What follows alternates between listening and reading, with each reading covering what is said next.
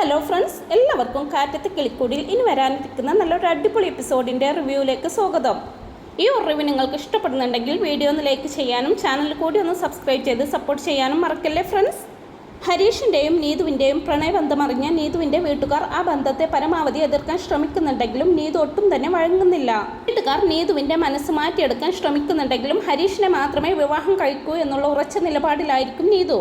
അങ്ങനെയിരിക്കെ ഒരു ദിവസം ഭാസ്കരനോട് സംസാരിക്കാനായിട്ട് നീതുവിൻ്റെ അച്ഛനും അമ്മയും വളരെയധികം ദേഷ്യത്തോടെ കിളിക്കൂട്ടിലേക്ക് വരികയാണ്. പുറത്ത് നിന്ന് ഭാസ്കരൻ അവരോട് സംസാരിക്കുന്ന സമയത്ത് അകത്ത് നിന്ന് നിധിയും സുഭാഷും സുധീഷും ഹരീഷും നികേഷും ഒക്കെ അത് ശ്രദ്ധിക്കുവാണ്. നീതുവിൻ്റെ അച്ഛനും അമ്മയുമാണെങ്കിൽ ഭാസ്കരനോട് പലതും പറഞ്ഞ് തർക്കിക്കുവാണ്. തർക്കം മൂക്കുമ്പോൾ സുഭാഷ് അവിടേക്ക് ഇറങ്ങി വന്ന് കാര്യം അന്വേഷിക്കുന്നുണ്ട്. നീതുവിൻ്റെ അച്ഛൻ പറയുന്നുണ്ട്, സുഭാഷേ, നിങ്ങളുടെ കുടുംബവും ഞങ്ങളുടെ കുടുംബവും തമ്മിൽ ചേരില്ലെന്ന് നിനക്കറിയാലോ. അനിയനോട് മര്യാദക്ക് ജീവിക്കാൻ പറയണം. ഞങ്ങളുടെ മോളുടെ പിന്നാലെ ഇനി വന്നു പോകരുത്. അല്ലെങ്കിൽ തന്നെ എന്ത് കണ്ടിട്ട് ഇവൻ എൻ്റെ മോളുടെ പിന്നാലെ നടക്കുന്നത്? ഈ വീട്ടിലേക്കൊക്കെ ഒരു പെൺകുട്ടിയെ ഏതെങ്കിലും അച്ഛനമ്മമാർ കെട്ടിച്ചയക്കുക എന്നൊക്കെ പറഞ്ഞുകൊണ്ട് കിളിക്കൂട്ടിനെ കുറിച്ച് വളരെ മോശമായിട്ടുള്ള രീതിയിൽ സംസാരിക്കുവാണ് നീതുവിൻ്റെ അച്ഛൻ. സ്ത്രീകൾ വാഴാത്ത വീടാണെന്നും ഭാസ്കരൻ ഭാര്യയെ കൊന്നിട്ട് ജയിലിൽ പോയതല്ലേ എന്നും പിന്നീട് ഭാസ്കരൻ മറ്റൊരു സ്ത്രീയെ കൂട്ടിക്കൊണ്ടു വന്നിട്ട് ആ സ്ത്രീ പോയി എവിടെയാണെന്ന് പോലും ആർക്കും അറിയില്ലെന്നൊക്കെ അവർ പറയുന്നുണ്ട്. അങ്ങനെ അവർ ആ വീടിനെ കുറിച്ച് വളരെ മോശമായിട്ട് സംസാരിക്കുമ്പോൾ സുധീഷ് പറയുന്നുണ്ട്, ശരി, നിങ്ങൾ പറയുന്നത് കേട്ടാൽ തോന്നുമല്ലോ നിങ്ങളുടെ കുടുംബം ഒരു രാജകുടുംബമാണെന്ന്. നിങ്ങൾക്ക് സ്വന്തമായിട്ട് ഒരു വീട് പോലുമില്ലല്ലോ. വാടക വീട്ടിലല്ലേ കഴിയുന്നതെന്നൊക്കെ പറയുമ്പോൾ നീതുവിൻ്റെ അമ്മ പറയുന്നുണ്ട്, ആയിരിക്കാം, ഞങ്ങൾ വാടക വീട്ടിൽ തന്നെയാണ് കഴിയുന്നത്. ചെറിയ വീടായിരിക്കാം, ഞങ്ങൾക്ക് അഭിമാനമുണ്ട്, അതിൽ സന്തോഷമുണ്ട്, നിങ്ങളെപ്പോലെയല്ല എന്നൊക്കെ പറയുന്നുണ്ട്. കേട്ട ഉടനെ ഭാസ്കരൻ പറയുന്നുണ്ട്, അതെ അതെ, ഇവിടെയുള്ള ഞങ്ങളെല്ലാവരും അഭിമാനമില്ലാത്തവരാ. നിങ്ങൾ വലിയ അഭിമാനമുള്ളവരും. ഈ അഭിമാനമുള്ളവർ എന്തിനാണവോ ഇവിടെ വന്ന് നിൽക്കുന്നത്? ഇറങ്ങിപ്പോയി ഇവിടെ നിന്നൊക്കെ പറയുന്നുണ്ട് ഭാസ്കരൻ. കേട്ട് നീതുവിൻ്റെ അച്ഛൻ പറയുന്നുണ്ട്, ഭാസ്കര, നീ മര്യാദക്ക് സംസാരിക്കണം. മര്യാദക്ക് സംസാരിച്ചില്ലെങ്കിൽ നീ എന്തോ ചെയ്യും? എങ്കിൽ അതൊന്ന് കാണണമല്ലോ എന്നൊക്കെ പറഞ്ഞ് ഭാസ്കരൻ വീണ്ടും തർക്കിക്കുമ്പോൾ അച്ഛനൊന്ന് അടങ്ങിക്കേന്ന് പറഞ്ഞ് സുഭാഷ് അച്ഛനെ തടയുന്നുണ്ട്.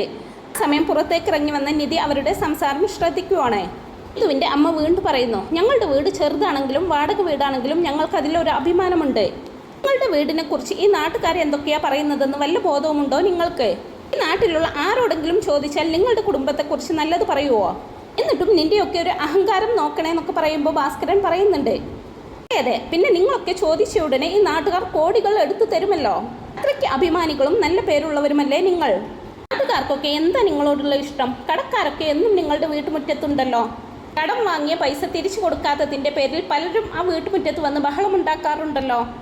അത് കേട്ട ഉടനെ നീതുവിൻ്റെ അച്ഛൻ പറയുന്നുണ്ട്, ഞാൻ ആരുടെ കയ്യിൽ നിന്നൊക്കെ കടം വാങ്ങിയിട്ടുണ്ടെന്ന് നിങ്ങൾക്കറിയുമോ? അതിന് തോന്നിയത് എന്തും വിളിച്ച് പറയരുതെന്നൊക്കെ പറയുമ്പോൾ നീതുവിൻ്റെ അച്ഛനെ പരിഹസിച്ചുകൊണ്ട് ആ വീട്ടിൽ നിന്നും ഇറങ്ങിപ്പോകാൻ പറയുവാണ് ഭാസ്കരൻ. ദേഷ്യത്തോടു കൂടി നീതുവിൻ്റെ അച്ഛൻ ഭാസ്കരനെ തല്ലാനായിട്ട് വരുമ്പോൾ ഭാസ്കരനും അയാളെ തല്ലാനായിട്ട് ഒരുങ്ങുവാണ്. അവരുടെ ഇടയിൽ കയറി നിന്ന് തടയാൻ ശ്രമിക്കുന്നുണ്ട് സുഭാഷ്. നീതുവിൻ്റെ അച്ഛനെ പിടിച്ചു മാറ്റിക്കൊണ്ട് നീതുവിൻ്റെ അമ്മ പറയുന്നു, ഇങ്ങോട്ട് മാറി നിൽക്കും മനുഷ്യ. നോക്ക്, നിങ്ങളോട് വഴക്കു കൂടാൻ പോലും ഞങ്ങൾക്ക് നാണക്കേടാ. നിങ്ങളുടെ മകനിനി ഞങ്ങളുടെ മകളുടെ പിന്നാലെ വന്നു പോകരുത്.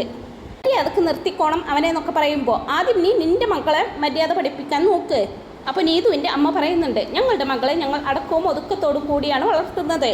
ഞങ്ങൾ അവളെ നിലക്ക് നിർത്തിക്കോളാം. പക്ഷേ നിങ്ങളുടെ മകനിനി ഞങ്ങളുടെ മകളെ കാണാൻ വന്നു പോകരുത്, കാണുകയോ സംസാരിക്കുകയോ ചെയ്യരുതെന്നൊക്കെ പറയുമ്പോൾ ഇത് കേട്ട് നിൽക്കുന്ന ഹരീഷ് പറയുന്നുണ്ട്, അതിന് അവൾ എന്നെ കാണാൻ എൻ്റെ അരികിലേക്കാണ് വരുന്നത്. അവൾ എൻ്റെ അരികിലേക്ക് വന്നില്ലെങ്കിൽ ഞാൻ എന്തിനാ പിന്നെ അവളുടെ പിന്നാലെ പോകുന്നത്? പക്ഷെ അവൾ എന്നെ കാണാൻ വന്നാൽ ഞങ്ങൾ സംസാരിക്കും, ഞങ്ങൾ വീണ്ടും വീണ്ടും കാണുകയും ചെയ്യും. എന്നിട്ട് നീതുവിൻ്റെ അമ്മ പറയുന്നുണ്ട്, എടാ, ഇനി ഒരിക്കലും അവൾ നിന്നെ കാണാൻ വരില്ല. ഞങ്ങളുടെ ഉത്തരവാദിത്തം, അത് ഞങ്ങൾ നോക്കിക്കോളാം. സുധീഷ് പറയുന്നുണ്ട്, നിങ്ങളെ എതിർത്ത് അവൾ ഈ വീട്ടിലേക്ക് വന്ന് ഇവനെ കല്യാണം കഴിക്കാൻ സമ്മതമാണെന്ന് പറഞ്ഞാൽ ആരൊക്കെ എതിർത്താലും ഞാൻ അവരുടെ കല്യാണം നടത്തി കൊടുത്തിരിക്കും. അത് കേട്ട നീതുവിൻ്റെ അമ്മ ചോദിക്കുന്നുണ്ട്, എന്ത് കല്യാണം നടത്തി കൊടുക്കുമെന്നോ? പെണ്ണിന് ജീവിക്കാൻ പറ്റുന്നതാണോടോ നിന്റെ വീട്? ഇതൊക്കെ ഒരു വീടാണോ? എൻ്റെയൊക്കെ വീട്ടിലേക്ക് വന്ന ഒരു പെണ്ണും ഈ വീട്ടിൽ അധികകാലം താമസിക്കില്ല. അത്രയ്ക്ക് നശിച്ച ഒരു വീടാണിത്. ഈ ശാപം പിടിച്ച വീട്ടിലേക്ക് വേണോ എൻ്റെ മകൾ ജീവിക്കാൻ വരാൻ? ഇത് കേട്ട് ഭാസ്കരൻ പറയുന്നുണ്ട്, എൻ്റെ മകൻ്റെയും മരുമകളുടെയും കല്യാണം കഴിഞ്ഞപ്പോൾ ഇവിടെ വലിയൊരു റിസപ്ഷൻ തന്നെ അറേഞ്ച് ചെയ്തിരുന്നല്ലോ. ഈ നാട്ടുകാർ മുഴുവൻ ഇവിടെ ഉണ്ടായിരുന്നു. അത് നിങ്ങളാരും അറിഞ്ഞില്ലേ? നിങ്ങളൊക്കെ അപ്പോഴെവിടെയായിരുന്നു? Foreign tour പോയേക്കുമായിരുന്നോ? കേട്ട് നീതുവിൻ്റെ അമ്മ പറയുന്നുണ്ട്, ഈ നാട്ടുകാരെല്ലാം വന്നത് നിങ്ങളുടെ മകനെയും മരുമകളെയും അനുഗ്രഹിക്കാനല്ല, പെണ്ണ് ഇവിടുത്തെ ജീവിതം അവസാനിപ്പിച്ച് ഇറങ്ങിപ്പോകുന്നത് കാണാൻ വേണ്ടിയിട്ടാണ്. ഇങ്ങനെ ഒരു നശിച്ച വീട്ടിലേക്ക് ഞങ്ങളുടെ മകളെ കല്യാണം കഴിപ്പിച്ച് വിട്ടിട്ട് ഞങ്ങൾക്ക് സമാധാനത്തോടെ ജീവിക്കാൻ പറ്റുമോ? അതിനു വേണ്ടിയിട്ടാണോ ഞങ്ങൾ ഇത്രയും വർഷം കഷ്ടപ്പെട്ട് അവളെ വളർത്തിയത്? ഇങ്ങനെ ഒരു വീട്ടിൽ കഴിയുന്നവന്മാരുടെ ആഗ്രഹം കണ്ടില്ലേ? ഞങ്ങളുടെ മകളെ ഈ വീടിൻ്റെ മരുമകൾ ആക്കണമെന്ന്. കേട്ട് ദേഷ്യത്തോടു കൂടി സുധീഷ് പറയുന്നുണ്ട്, ദേ മര്യാദക്ക് സംസാരിക്കണം. ഞങ്ങളുടെ കുടുംബത്തെ പറ്റി ഈ രീതിയിൽ അപവാദം പറഞ്ഞുണ്ടാക്കാൻ നിങ്ങൾ ആരാന്നൊക്കെ ചോദിച്ച് അവിടെ വലിയ വഴക്ക് തന്നെ നടക്കുന്നുണ്ട്. ഇതെല്ലാം കണ്ടുകൊണ്ട് നിൽക്കുന്ന നിധി ഒന്ന് ആലോചിച്ചതിന് ശേഷം സുധീഷിന്റെ അരികിൽ വന്ന് അവനെ തട്ടി വിളിക്കുന്നുണ്ട്. ഞാൻ ഇവിടെ സംസാരിക്കുന്നത് കണ്ടില്ലേ എന്താന്നൊക്കെ ചോദിക്കുമ്പോൾ സുധീഷിന്റെ കയ്യിൽ പിടിച്ചു വലിച്ചുകൊണ്ട് സുധീഷിനോട് ഇങ്ങോട്ട് വരാനല്ലേ പറഞ്ഞത്. അങ്ങനെ സുധീഷിനെയും പിടിച്ചു വലിച്ചുകൊണ്ട് അകത്തേക്ക് കൊണ്ടുപോവുകയാണ് നിധി. അകത്തേക്ക് കയറി വന്ന് സുധീഷ് ചോദിക്കുന്നുണ്ട്, നിധി എന്താ ഇത്? ആ തള്ള പറയുന്നത് കേട്ടില്ലേ നീയും? അവർക്ക് നല്ല മറുപടി കൊടുത്തല്ലേ പറ്റൂ. സമയത്ത് നിധി എന്തിനാ എന്നെ അകത്തേക്ക് കൂട്ടിക്കൊണ്ടുവന്നത്? എന്താ കാര്യം? അപ്പം നിധി ചോദിക്കുന്നുണ്ട്, താലി എവിടെ? ഒന്ന് ആലോചിച്ചതിന് ശേഷം സുധീഷ് ചോദിക്കുന്നുണ്ട്, ഏത് താലി? നിധി ചോദിക്കുവാണ്, എൻ്റെ താലി എവിടെയെന്ന്. നിധിയുടെ താലിയോ? താലി അഴിച്ച് എൻ്റെ കയ്യിൽ തന്നായിരുന്നല്ലോ നിധി. ആ താലിയുടെ കാര്യം തന്നെയാണ് ഞാൻ ചോദിക്കുന്നത്, അത് എവിടെയെന്ന്. എന്തിനാ ഇപ്പോൾ ഒന്ന് ചോദിക്കുന്ന സുധീഷിനോട്? അത് എവിടെയാണെന്നാണ് ഞാൻ ചോദിക്കുന്നത്. ഇന്നലെ നിധി ചോദിക്കുമ്പോൾ ഒരു മിനിറ്റ് എന്ന് പറഞ്ഞ് അകത്തേക്ക് പോയി ഒരു കവറും എടുത്തുകൊണ്ട് വരുവാണ് സുധീഷ്. നിധി സംശയത്തോടു കൂടി നോക്കുമ്പോൾ ആ കവറിനകത്ത് നിന്നും ഒരു ബോക്സ് എടുക്കുവാണ് സുധീഷ്. ആ ബോക്സിനകത്ത് വീണ്ടും ഒരു കവറ്. ആ കവർ എടുത്ത് നോക്കുമ്പോൾ അതിൽ വീണ്ടും ഒരു ബോക്സ്. അത് കണ്ട് നിധി ചോദിക്കുന്നുണ്ട്, സുധീഷ് എന്തിനാ ഇത്രയും ഡബ്ബയും കവറും ഒക്കെ? അപ്പോൾ സുധീഷ് പറയുന്നുണ്ട്, നിധി ഇത് സ്വർണ്ണമല്ലേ, പ്രത്യേകിച്ചും നിധി ഉപയോഗിച്ചത് കൂടിയാവുമ്പോൾ അതിൻ്റെ വില കൂടും. അതുകൊണ്ട് ഞാനിത് ഭദ്രമായിട്ട് സൂക്ഷിച്ചു വെച്ചിരിക്കുകയാണെന്ന് പറഞ്ഞ് നിധിയുടെ കയ്യിലേക്ക് കൊടുക്കുന്നുണ്ട്. തുടർന്ന് നീതുവിൻ്റെ അമ്മ വീണ്ടും പറയുന്നുണ്ട്, എൻ്റെ മകളെ ഈ വീടിൻ്റെ മരുമകളായിട്ട് വരണമെന്നോ? കൊള്ളാം, അതിന് ഈ വീടിനും വീട്ടിലുള്ളവർക്കും എന്ത് അർഹതയുണ്ട്? ഈ വീടിനെ കുറിച്ച് അറിയുന്ന ആരും ഇവിടുത്തെ മക്കൾക്ക് പെണ്ണ് കൊടുക്കില്ല. അതുകൊണ്ട് തന്നെ മക്കളോട് നല്ല കുടുംബത്തിലെ പെൺപിള്ളേരെ കാണുമ്പോൾ പ്രേമിച്ച് വളച്ചെടുക്കണമെന്ന് പറഞ്ഞു കൊടുത്തിട്ടുണ്ടായിരുന്നോ എന്നൊക്കെ ചോദിക്കുന്നുണ്ട്. അത് കേട്ട ഉടനെ ഭാസ്കരൻ പറയുന്നുണ്ട്, അതെ ഞാൻ അങ്ങനെ പറഞ്ഞു കൊടുത്ത് പഠിപ്പിച്ച് തന്നെയാണ് അവരെ ഇത്രയും കാലം വളർത്തിയത്. ഈ മഹാരാജാവിൻ്റെ കുടുംബമല്ലേ നിങ്ങളുടേത്? എൻ്റെ മകനെ കൊണ്ട് നിങ്ങളുടെ മകളെ കല്യാണം കഴിപ്പിച്ചിട്ട് വേണം ആ പാലസ് എഴുതി വാങ്ങിക്കാൻ. പറയുന്നത് കേട്ടില്ലേ, ഇറങ്ങിപ്പോടി എന്നൊക്കെ പറയുമ്പോൾ ഭാസ്കരനെ തടഞ്ഞുകൊണ്ട് സുഭാഷ് പറയുന്നുണ്ട്, ഒന്ന് അടങ്ങി നിൽക്കേ അമ്മേ, ഇങ്ങനെ വായിൽ തോന്നിയതൊന്നും വിളിച്ച് പറയാതെ. ഹരീഷ് പറയുന്നുണ്ട്, സുഭാഷ് ഏട്ടൻ ഒന്നും മിണ്ടാതിരുന്നേ. അതെ നിങ്ങളുടെ മകളാണ് എന്നെ ഇഷ്ടമാണെന്ന് പറഞ്ഞ് എൻ്റെ പുറകെ വന്നത്. അവളാണ് എന്നെ പ്രേമിച്ചതെന്നൊക്കെ പറയുമ്പോൾ നീതുവിൻ്റെ അമ്മ ചോദിക്കുന്നുണ്ട്, അവൾ നിന്നെ പ്രേമിച്ചാൽ നീയും അവളെ തിരികെ പ്രേമിക്കുവോ? അവളോട് കൊഞ്ചി കൊഴിഞ്ഞ് സംസാരിക്കുവോ? എടാ നിനക്കറിയില്ലേ നിന്റെ അർഹത എന്താണെന്ന്? ഇതേ സമയം അകത്ത് സുധീഷ് നിധിയുടെ താലി എടുത്ത് ഉയർത്തി കാണിക്കുവാണ്. സന്തോഷത്തോടെ ആ താലി നിധിയുടെ കയ്യിലേക്ക് കൊടുക്കാനായിട്ട് തുടങ്ങിക്കൊണ്ട് ചോദിക്കുന്നുണ്ട്, അല്ല നിധി ഇപ്പോൾ എന്തിനാ ഇത് ചോദിക്കുന്നത്? പണയം വെക്കാനാണോ, വിൽക്കാനാണോ, അതോ ഇതുകൊണ്ട് ഹരീഷിൻ്റെയും നീതുവിൻ്റെയും കല്യാണം നടത്താനാണോ? നീതു ഇവിടെ ഇല്ലല്ലോ എന്നൊക്കെ പറയുമ്പോൾ ദേഷ്യത്തോടു കൂടി നിധി പറയുന്നുണ്ട്, കുറച്ചു നേരം ഒന്ന് മിണ്ടാതെ നിൽക്കാമോ സുധീഷിനെ? വെറുതെ ഇങ്ങനെ സംസാരിച്ചുകൊണ്ട് നിൽക്കുക. താലി ഇങ്ങോട്ട് താന്ന് പറഞ്ഞുകൊണ്ട് നിധി കൈ നീട്ടുമ്പോൾ അമ്പരന്ന് കൊണ്ട് സുധീഷ് താലി അവൾക്ക് കൊടുക്കുന്നുണ്ട്. നോക്കി നിൽക്കാതെ ഇങ്ങ് താന്ന് പറഞ്ഞുകൊണ്ട് ആ താലി വാങ്ങിച്ച് കഴുത്തിലേക്ക് അണിയുവാണ് നിധി. സുധീഷാണെങ്കിൽ വിശ്വസിക്കാനാകാതെ സന്തോഷത്തോടു കൂടി നിധിയെ തന്നെ നോക്കിക്കൊണ്ട് നിൽക്കുവാണ്. തുടർന്ന് ഭാസ്കരൻ ചോദിക്കുന്നുണ്ട്, നിങ്ങൾക്ക് നിങ്ങളുടെ മകളെ മര്യാദക്ക് വളർത്താൻ അറിയാത്തത് കൊണ്ട് ഇവിടെ വന്ന് വെറുതെ വായിട്ടലയ്ക്കുവാണോ?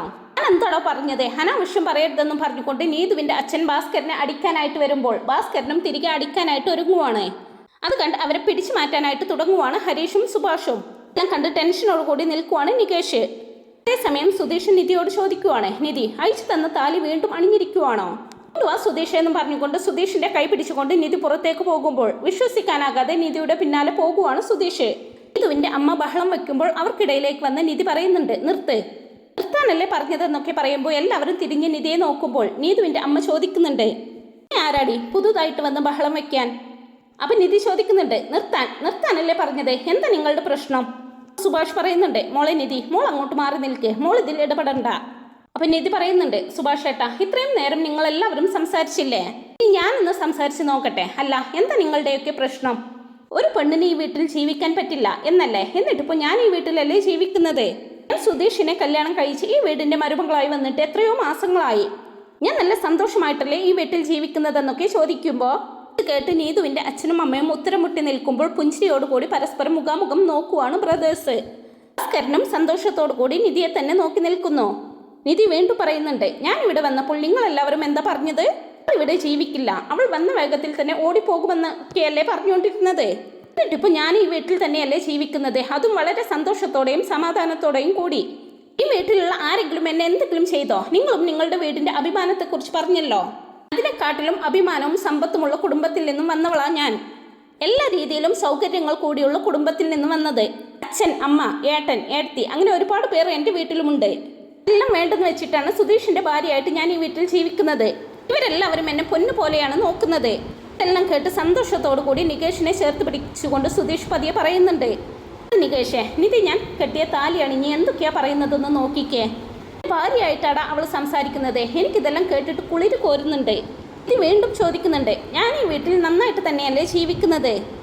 നാളായിട്ടും ഞാൻ എവിടെയും പോയിട്ടില്ലല്ലോ. ഈ വീട്ടിൽ എനിക്കൊരു ബുദ്ധിമുട്ടും ഉണ്ടായിട്ടില്ല. എന്നെ കല്യാണം കഴിച്ചുകൊണ്ട് വന്ന ദിവസം മുതൽ ഈ നാട്ടുകാർ പറയുന്നത് ഞാനും കേൾക്കുന്നതാ. പക്ഷെ ഈ വീട്ടിൽ താമസിച്ച് വരുന്ന എനിക്ക് അതൊക്കെ ശരിയാണെന്ന് ഇന്ന് വരെ തോന്നിയിട്ടില്ല. എനിക്കൊരു കുഴപ്പവുമില്ല. നാട്ടുകാർ പറയുന്നതെല്ലാം വെറും കഥകളാണ്. ഈ വീട്ടിൽ ഒരു പെണ്ണിന് താമസിക്കാൻ പറ്റില്ല, ജീവിക്കാൻ പറ്റില്ല എന്നൊക്കെ പറയുന്നത് വെറും പച്ചക്കള്ളമാണ്. നിങ്ങളുടെ അച്ഛൻ്റെ ജീവിതത്തിൽ എന്തൊക്കെയോ മോശമായിട്ട് സംഭവിച്ചോ, അതെല്ലാം പഴങ്കഥയാണ്. ഇത്രയും നാളും ഈ വീട്ടിൽ കഴിഞ്ഞ അനുഭവത്തിൽ ഞാൻ പറയുക, ഇങ്ങനെ ഒരു വീട്ടിൽ നിങ്ങളുടെ മകൾക്ക് സന്തോഷമായിട്ട് കഴിയാൻ പറ്റിയില്ലെങ്കിൽ അവൾക്ക് വേറെ ഒരു വീട്ടിലും പോയി സന്തോഷമായിട്ട് ജീവിക്കാൻ കഴിയില്ല. ഞാൻ തന്നെ ഒരുപാട് സന്തോഷത്തോടെയാണ് ഇവിടെ കഴിയുന്നത്. എല്ലാവരും എന്നെ അങ്ങനെയാണ് ഇവിടെ നോക്കുന്നത്. കേട്ട് നീതുവിൻ്റെ അമ്മ പറയുന്നുണ്ട്, ഇതേ നോക്ക്, നീ ഇവിടെ നന്നായിട്ട് കഴിയുന്നുണ്ടാകും. പക്ഷെ എൻ്റെ മോളെ ഒരിക്കലും ഞങ്ങൾ കല്യാണം കഴിപ്പിച്ച് ഇങ്ങോട്ട് പറഞ്ഞയക്കില്ല. നീതി പറയുവാണ്, നിങ്ങൾ നിങ്ങളുടെ മകളെ ഇങ്ങോട്ട് അയക്കുകയോ അയക്കാതിരിക്കുകയോ എന്താണെന്ന് വെച്ചാൽ ചെയ്യേ. അതല്ല ഇപ്പോൾ ഇവിടുത്തെ പ്രശ്നം. ഈ വീടിനെ കുറിച്ച് ഇനി മോശമായിട്ട് ഒരു അക്ഷരം നിങ്ങൾ മിണ്ടിപ്പോകരുത്. തുടർന്ന് താലി ഉയർത്തി കാണിച്ചുകൊണ്ട് നിധി പറയുന്നുണ്ട്, ഞാൻ എന്നാണോ സുധീഷിനെ കല്യാണം കഴിച്ച് ഈ വീട്ടിലേക്ക് വന്നത് അന്ന് മുതൽ നാട്ടുകാർ പറയുന്നത് മുഴുവൻ കള്ളമാണെന്ന് പൊളിഞ്ഞു. ഇവിടെ കഴുത്തിൽ കിടക്കുന്ന താലി കണ്ട് സന്തോഷത്തോടു കൂടി മുഖാമുഖം നോക്കുവാണ് ഭാസ്കരനും സുഭാഷും ഹരീഷും. സുധീഷ് ആണെങ്കിലും വളരെ സന്തോഷത്തോടു കൂടി നിധിയെ തന്നെ ഉറ്റുനോക്കിക്കൊണ്ട് നിൽക്കുവാണ്. വീണ്ടും പറയുന്നു, നിങ്ങൾക്ക് നിങ്ങളുടെ മകളെ ഇങ്ങോട്ട് കല്യാണം കഴിപ്പിച്ചു വിടാൻ ഇഷ്ടമല്ലെങ്കിൽ, അവൾ ഇവിടെ ജീവിക്കുന്നത് ഇഷ്ടമല്ലെങ്കിൽ നിങ്ങൾ നിങ്ങളുടെ മകളെ പറഞ്ഞു മനസ്സിലാക്കണം. അല്ലാതെ ഈ വീടിനെ കുറ്റപ്പെടുത്തി ഇവിടെ വന്ന് ബഹളം വയ്ക്കുകയല്ല വേണ്ടത്. അതല്ല, നിങ്ങൾ നിങ്ങളുടെ മകളെ ഹരീഷിന് കല്യാണം കഴിപ്പിച്ചു കൊടുത്താൽ ഹരീഷ് അവളെ പൊന്നുപോലെ നോക്കും. സുഭാഷ് ഏട്ടൻ്റെ സ്വന്തം സഹോദരിയെ പോലെ അവളെ നോക്കും. ഏട്ടി എന്ന് വിളിച്ച് ജീവൻ വരെ കൊടുക്കാൻ തയ്യാറാവും. നിങ്ങളോട് വഴക്ക് കൂടിയ സുധീഷും നിങ്ങളുടെ മകൾ ഇങ്ങോട്ട് വന്നാൽ എങ്ങനെ നോക്കുമെന്നറിയോ? ഉള്ളൊരു വീട്ടിലേക്ക് നിങ്ങളുടെ മകൾ വരണമെന്ന് ആഗ്രഹിക്കുന്നതിൽ എന്ത് തെറ്റാ ഉള്ളത്? നിങ്ങൾക്കത് ഇഷ്ടമല്ലെങ്കിൽ അത് നിങ്ങളുടെ പ്രശ്നം മാത്രമാണ്. നിങ്ങളുടെ വീട്ടിലിരുന്ന് നിങ്ങൾ സംസാരിച്ച് തീർപ്പാക്കേണ്ട കാര്യം. അതല്ലാതെ ഇവിടെ വന്ന് ബഹളം വെക്കുന്നത് എന്തിനാ? നിങ്ങൾ എന്താ പറഞ്ഞത്? ഈ നാട്ടിൽ ഇതിനേക്കാൾ മോശമായിട്ടുള്ള ഒരു വീടില്ലെന്നല്ലേ നിങ്ങൾ പറഞ്ഞത്? എങ്കിൽ ഞാൻ പറയുക, ഈ വീടിൻ്റെ മരുമകളായിട്ട് തന്നെ പറയുക, സുധീഷിൻ്റെ ഭാര്യയായിക്കൊണ്ട് പറയുക, ഈ വീടിനേക്കാൾ നല്ലൊരു വീട് ഈ പ്രദേശത്തേ ഇല്ല. ഈ വീടിനേക്കാളും സുരക്ഷിതമായിട്ടുള്ള ഒരു വീട് നിങ്ങളുടെ മകൾക്ക് കിട്ടില്ല. അതിന് ഞങ്ങൾ എന്ത് ചെയ്യണമെന്ന് നീതുവിൻ്റെ അമ്മ ചോദിക്കുമ്പോൾ നീതുവിൻ്റെ അമ്മയെ തടഞ്ഞുകൊണ്ട് നിധി വീണ്ടും പറയുന്നുണ്ട്, ഇതേ നോക്ക്, നിങ്ങൾ നിങ്ങളുടെ മകളെ ഈ വീട്ടിലേക്ക് കല്യാണം കഴിപ്പിച്ച് അയക്കുകയോ അയക്കാതിരിക്കുകയോ ചെയ്യേ. നിങ്ങളുടെ ഇഷ്ടം. പക്ഷെ ഞങ്ങളുടെ വീടിൻ്റെ മുറ്റത്ത് നിന്ന് ഞങ്ങളുടെ വീടിനെ പറ്റി മോശമായിട്ട് പറയരുത്. ഇനി നിങ്ങളോ ഈ നാട്ടിലുള്ളവരോ ഈ വീടിനെ കുറിച്ച് മോശമായിട്ട് സംസാരിക്കുന്നത് എനിക്ക് കേട്ട് നിൽക്കാൻ പറ്റില്ല. നിങ്ങൾ പറയുന്ന വാക്കുകൾ കാരണം ഇവരൊക്കെ വിഷമിക്കുന്നത് കണ്ട് എനിക്ക് വെറുതെ ഇരിക്കാൻ പറ്റില്ല. കാരണം ഞാൻ ഈ വീടിൻ്റെ മരുമകളാണ്. ഒരു പച്ചക്കള്ളം ഈ നാട് മുഴുവൻ സപ്പോർട്ട് ചെയ്യുന്നു. ഇന്നുകൊണ്ട് അവസാനിക്കണം. ഇനി ആരെങ്കിലും ഈ വീടിനെ കുറിച്ച് മോശമായിട്ട് പറഞ്ഞാലുണ്ടല്ലോ, അത്രേ എനിക്ക് പറയാനുള്ളൂ. ആദ്യം നിങ്ങൾ ഇവിടെ നിന്ന് ഇറങ്ങിപ്പോകാൻ നോക്ക്. ഇറങ്ങിപ്പോകാനല്ലേ പറഞ്ഞത്? വാടി, ഇവരോടൊന്നും സംസാരിച്ചിട്ട് ഒരു കാര്യവുമില്ലെന്നും പറഞ്ഞുകൊണ്ട് നീതുവിൻ്റെ അച്ഛൻ ഭാര്യയും കൂട്ടി അവിടെ നിന്ന് പോകുന്നുണ്ട്. കൈവിട് മനുഷ്യ എന്ന് പറഞ്ഞുകൊണ്ട് നിധിയെ ദേഷ്യത്തോടെ നോക്കിക്കൊണ്ട് ഓട്ടോയിലേക്ക് കയറുവാണ് നീതുവിൻ്റെ അമ്മ. വളരെ ദേഷ്യത്തോടു കൂടി അവർ പോകുന്നത് നോക്കി നിൽക്കുമ്പോൾ ഹരീഷ് പിന്നിൽ നിന്നും വളരെ സന്തോഷത്തോടു കൂടി ഹരീഷിനെ കെട്ടിപ്പിടിച്ചുകൊണ്ട് ഉമ്മ കൊടുക്കുന്നുണ്ട്. പറയുക, സുഭാഷ് ഏട്ടാ, ഒന്നും തോന്നരുത്. ഇതിനപ്പുറത്തേക്ക് അവർ സംസാരിക്കുന്നത് കണ്ട് ഒന്നും ചെയ്യാതെ വെറുതെ ഇരിക്കാൻ തോന്നിയില്ല. ഇനിയും ഇതുപോലെ ഈ വീടിനെ കുറിച്ച് അപവാദം പറഞ്ഞ് ആരെങ്കിലും വരട്ടെ, അവർക്കും ഞാൻ വെച്ചിട്ടുണ്ട്. അവർക്കും ആവശ്യത്തിന് കൊടുത്തേ ഞാൻ വിടുമെന്ന് പറഞ്ഞുകൊണ്ട് എല്ലാവരെയും ഒന്ന് നോക്കിക്കൊണ്ട് നിധി അകത്തേക്ക് പോകുന്നുണ്ട്. ആണെങ്കിലും സന്തോഷത്തോടു കൂടി തുള്ളിച്ചാടിക്കൊണ്ട് സുഭാഷിനെയും സുധീഷിനെയും ഒക്കെ കെട്ടിപ്പിടിച്ച് ഉമ്മ കൊടുക്കുന്നുണ്ട്. എല്ലാവരും സന്തോഷത്തോടു കൂടി സുധീഷിനെ നോക്കുമ്പോൾ സുധീഷ് പറയുവാണ്, കണ്ടില്ലേ സുഭാഷ് ഏട്ടാ, എൻ്റെ ഭാര്യ താലി അണിഞ്ഞു വന്ന് എങ്ങനെയാ സംസാരിച്ചതെന്ന്. എനിക്കിതിൽ കൂടുതൽ എന്താ വേണ്ടത്? എനിക്ക് തറയിൽ നിൽക്കാൻ പറ്റുന്നില്ലെന്നും പറഞ്ഞുകൊണ്ട് സുധീഷ് തുള്ളിച്ചാടിക്കൊണ്ട് സുഭാഷിനെയും നികേഷിനെയും കെട്ടിപ്പിടിച്ചുകൊണ്ട് ഉമ്മ കൊടുക്കുന്നുണ്ട്. ഒരുത്തനും കൂടി ഉണ്ടായിരുന്നല്ലോ, അവൻ എവിടെ പോയി എന്നൊക്കെ ചോദിച്ച് ഹരീഷിനെയും ചേർത്ത് പിടിച്ച് ഉമ്മ കൊടുക്കുന്നുണ്ട്. സുധീഷേട്ടാ, എന്താ ഇതെന്ന് നികേഷ് ചോദിക്കുമ്പോൾ സുധീഷ് പറയുവാണ്, ഇല്ലേടാ, വീണ്ടും നിധി ഞാൻ കെട്ടിക്കൊടുത്ത താലി അണിഞ്ഞിരിക്കുന്നു. തുടർന്ന് അകത്തേക്ക് കയറി വന്ന് സുധീഷ് പറയുന്നു, നിധി കലക്കി, സൂപ്പർ. അപ്പോൾ സുഭാഷും പറയുന്നുണ്ട്, അതെ മോള് പെട്ടെന്ന് വന്ന് അങ്ങനെയൊക്കെ സംസാരിക്കുമ്പോൾ അവരുടെ വായ അടഞ്ഞു പോയി. അവരുടെ മാറ്റത്തിൽ ഞാനും അത്ഭുതപ്പെട്ടു പോയി എന്നൊക്കെ പറയുമ്പോൾ ഇത് പറയുന്നുണ്ട്, സുഭാഷ് ഏട്ടാ, ഞാൻ പറഞ്ഞത് സത്യമല്ലേ? എപ്പോൾ നോക്കിയാലും സ്ത്രീകൾ വാഴാത്ത വീടാണെന്നും പറഞ്ഞുകൊണ്ട് നടക്കുന്നു. നാട്ടുകാർക്ക് എന്താ തീരെ വെളിവില്ലേ? ഇതിൻ്റെയൊക്കെ അർത്ഥം എന്താ? ഞാനൊരു പെണ്ണല്ലേ, ഞാൻ ഈ വീട്ടിലല്ലേ താമസിക്കുന്നത്, അത് അവർക്ക് കണ്ടുകൂടെ? അപ്പോൾ നികേഷ് പറയുന്നുണ്ട്, അതെ ഏട്ടാ, ഏട്ടത്തി എന്തായാലും പോയിന്റായി പറഞ്ഞ് അവരുടെ വായ അടപ്പിച്ചു. അവരെ കൊണ്ട് മറുത്തൊരു വാക്ക് പോലും പറയിപ്പിച്ചില്ല. നമ്മുടെ വീടിനെ പറ്റി കംപ്ലൈൻറ്റ് പറയാൻ അവർക്കുണ്ടായിരുന്ന ഒരേ ഒരു പോയിന്റ് അതായിരുന്നോ? ഇതിനെ എതിർത്ത് ഏട്ടത്തി സംസാരിച്ചതോടുകൂടി തല കുനിഞ്ഞു പോയത് കണ്ടില്ലേ അവരെ? സുധീഷും പറയുന്നുണ്ട്, അതെ അതെ, നിധി ആ താലിയും പിടിച്ച് അവരോട് സംസാരിക്കുന്നത് കണ്ടപ്പോൾ എനിക്കങ്ങ് കുളിര് കോരി. അത് കേട്ടയുടനെ നിധി താലി ഊരുകയാണ്. അത് കണ്ട് എല്ലാവരും ഞെട്ടി നിൽക്കുമ്പോൾ സുധീഷ് ചോദിക്കുന്നുണ്ട്, നിധി എന്തിനാ ഇപ്പോൾ ആ താലി ഊരിയത്? നിധി അത് ഊരണ്ട, പറയുന്നത് കേൾക്ക്. അതൊന്നും കേൾക്കാതെ താലി സുധീഷിന്റെ കയ്യിൽ തന്നെ തിരിച്ചു കൊടുത്തുകൊണ്ട് പുഞ്ചിരിയോടുകൂടി പറയുന്നുണ്ട്, നേരത്തെ വെച്ചതുപോലെ തന്നെ സൂക്ഷിച്ചു വെച്ചേക്ക് സുധീഷെ, കളയരുതെന്ന് പറഞ്ഞുകൊണ്ട് നിധി എല്ലാവരെയും നോക്കിയൊന്ന് പുഞ്ചിരിച്ചുകൊണ്ട് റൂമിലേക്ക് പോകുവാണ്. പെട്ടെന്നൊന്ന് ആലോചിച്ച് പൊട്ടിച്ചിരിച്ചുകൊണ്ട് സുഭാഷിനും ഹരീഷിനും നികേഷിനും ഉമ്മ കൊടുക്കുവാണ് സുധീഷ്. നികേഷ് ചോദിക്കുന്ന, എന്താ സുധീഷ് ഏട്ടൻ ഈ ചെയ്യുന്നത്? സുധീഷ് ഏട്ടന് ഈ സീൻ മനസ്സിലായില്ലേ? ഏട്ടത്തെ താലി അയച്ച് ഏട്ടന്റെ കയ്യിലേക്ക് തന്നിട്ടാണ് പോയത്. നേരം ചിരിച്ചുകൊണ്ട് സുധീഷ് പറയുന്നു, ആയിക്കോട്ടടാ, എന്നാലും ഈ വീട്ടിലൊരു പ്രശ്നം വരുമ്പോൾ കെട്ടിക്കൊടുത്ത താലി അണിഞ്ഞ് എൻ്റെ ഭാര്യയായിട്ട് പോയി നിന്നത് കണ്ടില്ലേ? ആണ് ഏറ്റവും പ്രധാനം. മുറ്റത്ത് നിന്ന് അവൾ എന്തൊക്കെയാ പറഞ്ഞത്? ഞാൻ ഈ വീട്ടിലെ മരുമകളാണെന്ന്, എൻ്റെ കൈ പിടിച്ചുകൊണ്ട് എൻ്റെ ഭാര്യയാണെന്ന് പറഞ്ഞു. അതിലും മീതെ എനിക്ക് എന്താടാ വേണ്ടത്? നിധി എൻ്റെ ഭാര്യയായിട്ട് നിന്നുകൊണ്ട് സംസാരിച്ചപ്പോൾ എനിക്ക് കിട്ടിയൊരു ഫീലുണ്ടല്ലോ, അതെനിക്ക് പറഞ്ഞറിയിക്കാൻ പറ്റില്ലെന്നും പറഞ്ഞുകൊണ്ട് ആ താലിയും പിടിച്ച് ഡാൻസ് ചെയ്യുവാണ് സുധീഷ്. ആഷും ഹരീഷും നികേഷും വിഷമത്തോടു കൂടി സുധീഷിനെ തന്നെ നോക്കി നിൽക്കുന്നു. അങ്ങനെ നിൽക്കുന്ന ബ്രദേഴ്സിനെ കാണിച്ചുകൊണ്ടാണ് ഈ ഒരു എപ്പിസോഡ് പൂർണ്ണമാവുന്നത്. അപ്പോൾ ഇതിൻ്റെ ബാക്കി വിശേഷങ്ങൾക്കായിട്ട് ഈ ചാനലൊന്ന് സബ്സ്ക്രൈബ് ചെയ്ത് സപ്പോർട്ട് ചെയ്യണേ. Thank you friends.